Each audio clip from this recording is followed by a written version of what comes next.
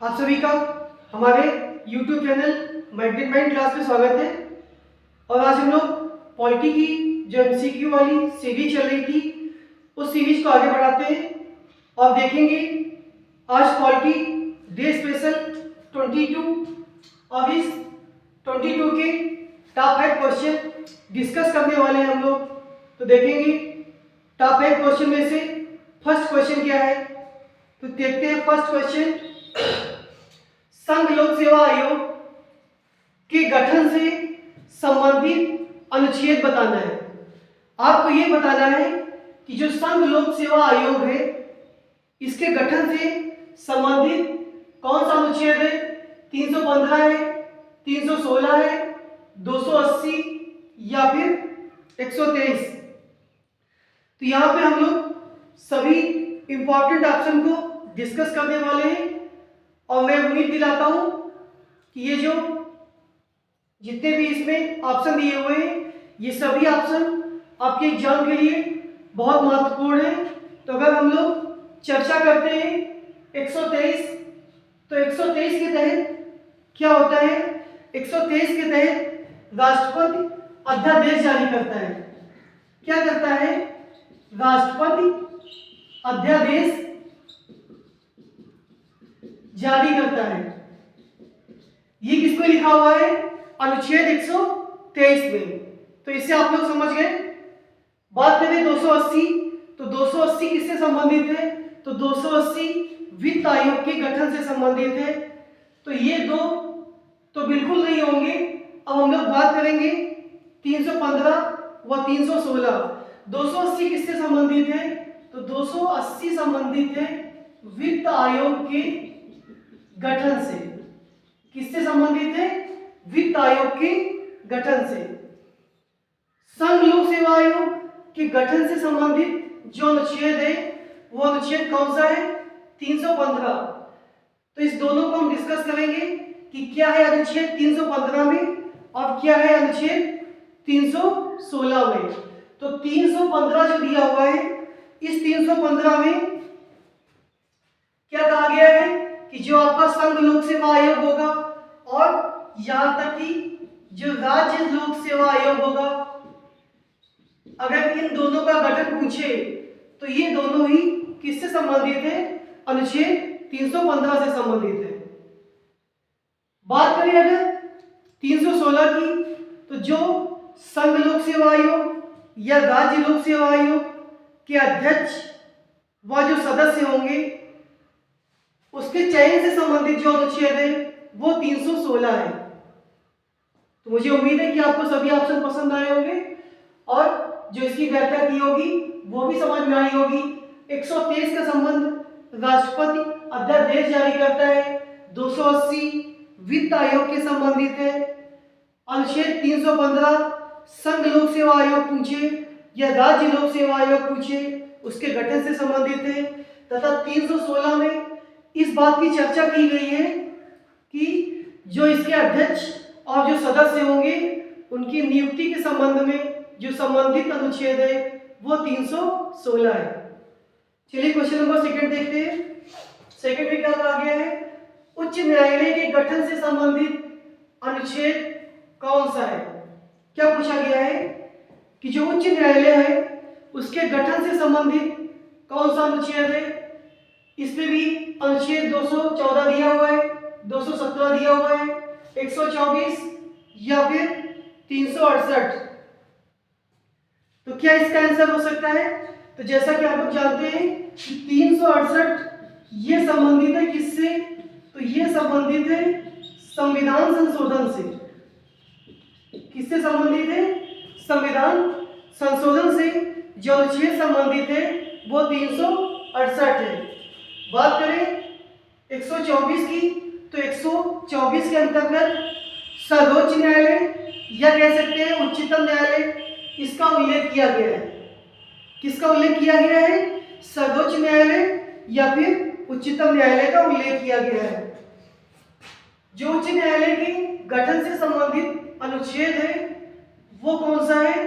तो 214 ये आपका करेक्ट आंसर होगा। क्या बताया कि जो उच्च न्यायालय के गठन से संबंधित जो अनुच्छेद है 214 अनुच्छेद 214। बात करें 217 की, तो 217 में क्या बताया गया है कि जो हाईकोर्ट के जज होंगे उनकी नियुक्ति का प्रावधान, हाईकोर्ट के जजों की नियुक्ति का प्रावधान किस अनुच्छेद में? 217 में। जबकि अनुच्छेद 124 में इसी में गठन भी है और इसी में जजों की नियुक्ति का भी प्रावधान दिया हुआ है। तो क्या होगा इसका करेक्ट आंसर? उच्च न्यायालय से कि गठन से जो संबंधित अनुच्छेद है अनुच्छेद 214 है। क्वेश्चन नंबर 3, केंद्र द्वारा नियुक्ति का प्रावधान किस देश से लिया गया है? केंद्र द्वारा नियुक्ति, इसमें छूट गया हुआ है। क्या छूटा हुआ है कि राज्यपाल, यहाँ पे आप लोग लिख लीजिएगा, क्या लिख लेंगे कि केंद्र के द्वारा जो राज्यपाल की नियुक्ति होती है इसका प्रावधान किस देश से लिया गया है? केंद्र द्वारा राज्यपाल की नियुक्ति का प्रावधान किस देश से लिया गया है? जापान से लिया गया है, जर्मनी से लिया गया है, कनाडा से लिया गया है या फिर आयरलैंड से लिया गया है? तो सभी ऑप्शन को डिस्कस करेंगे। उसके पहले इसका जो करेक्ट आंसर है वो बता देते हैं कि जो केंद्र द्वारा राज्यपाल की नियुक्ति का प्रावधान ये लिया गया है कनाडा से। किससे लिया गया है? कनाडा से लिया गया है। और जैसा कि आप लोग जानते होंगे कि जो संघात्मक व्यवस्था है वो भी कनाडा से ली गई है। अन्य ऑप्शन की बात करें तो आयरलैंड से आप लोग जानते हैं क्या लिया गया है? नीति निर्देशक तत्व लिए गए हैं। इसके साथ साथ जो राज्यसभा में कितने 12 जो मनोनीत सदस्य चुने जाते हैं उसका प्रावधान भी आयरलैंड से लिया गया है। जर्मनी से क्या लिया गया है? तो जर्मनी से लिया गया है आपात उपबंध।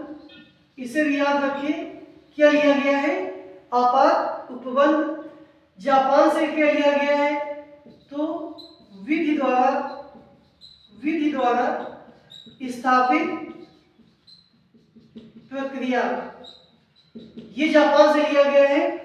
तो फिर हमने कहा ये चारों विचार मोस्ट इंपॉर्टेंट है और ये सभी एग्जाम के लिए महत्वपूर्ण है। तो आप लोग सबको याद रखेंगे, आयरलैंड को भी याद रखेंगे, जर्मनी को भी याद रखेंगे, जापान को भी याद रखेंगे और कनाडा को भी याद रखेंगे। क्वेश्चन नंबर 4 पे आते हैं। ये क्या कह रहा है कि संविधान का कौन सा भाग राजभाषा से संबंधित है? क्या पूछा गया है? संविधान का कौन सा भाग राजभाषा से संबंधित है? भाग 15 है, भाग 16 है, भाग 17 है या फिर भाग 18 है? तो जैसा कि हमने बताया था कि इसके सभी भाग इंपॉर्टेंट है। तो सबसे पहले इसका आंसर जान लेते हैं कि जो संविधान का भाग राजभाषा से संबंधित है वो हमारा भाग 17 होगा। कौन सा भाग होगा? भाग 17 होगा। और इसमें दोनों ऑप्शन एक दे दिए, इसको हटा देते हैं। भाग 17 किससे संबंधित है? राजभाषा से संबंधित है। क्या इसका करेक्ट आंसर होगा? तो इसका करेक्ट आंसर ऑप्शन सी होगा। अगर हम लोग बात करें भाग 15 की, तो 15 किससे संबंधित है? तो हमने बताया था कि जो भाग 15 है, भाग 15, तो इसको याद करने की एक ट्रिक है। यहाँ पे 5 लिखा हुआ है, तो 5 साल में एक बार, 5 साल में एक बार क्या होता है? इलेक्शन होता है, चुनाव होता है। तो ये चुनाव से संबंधित है। भाग 15 आप लोगों को याद हो गया। बात करें यहाँ पे भाग 16 की,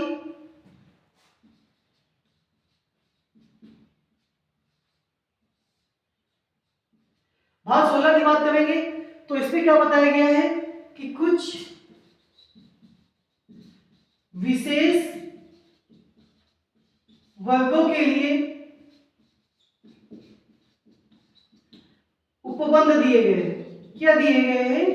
कुछ विशेष वर्गों के लिए उपबंध दिए गए हैं। और इसमें आप लोग देखेंगे कि जो एससी और एसटी की सीटें हैं जिनका आरक्षण लोकसभा में है, राज्यसभा में है, या फिर जो अनुसूचित जाति आयोग है, अनुसूचित जनजाति आयोग है, पिछड़ा वर्ग है, और इसके इन सब आयोगों के गठन की बात की गई है, तथा एससी में कौन से लोग आते हैं, एसटी में कौन से लोग आते हैं, ओबीसी में कौन से लोग आते हैं। तो ये सब संबंधित है किससे, भाग 16 से।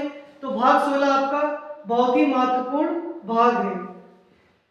आज की टेस्ट सीरीज का अंतिम क्वेश्चन कि जो लिखित संविधान का प्रारंभ किस देश में हुआ, क्या बताया गया है कि जो लिखित संविधान है इसका प्रारंभ किस देश में हुआ है। तो इसका जो करेक्ट आंसर है वो क्या होगा, अमेरिका इसका करेक्ट आंसर होगा। क्या आंसर होगा, अमेरिका इसका करेक्ट आंसर होगा।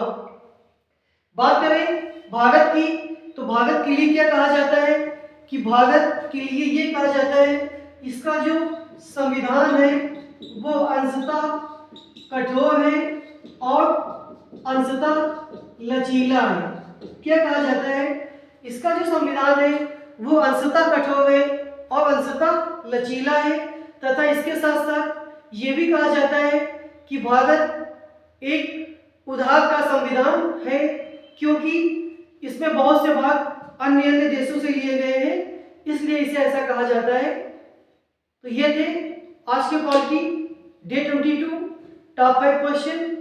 मुझे उम्मीद है कि आपको ये चैनल पसंद आ रहा होगा, और इसके साथ साथ आप लोगों से ये भी रिक्वेस्ट है कि जो भी यूपी पुलिस वाले हैं इसको ज़्यादा से ज़्यादा आगे इसको शेयर करें, और जो डे 22 की बात की है तो डे 22 के हिसाब से मल्टीप्लाइड बाई 5 करते हुए ढेर सारे क्वेश्चन इसके हो जाते हैं, और मुझे पूरा विश्वास है कि पॉलिटी के जितने भी क्वेश्चन हैं इससे बाहर नहीं जाने वाले। इसी के साथ धन्यवाद।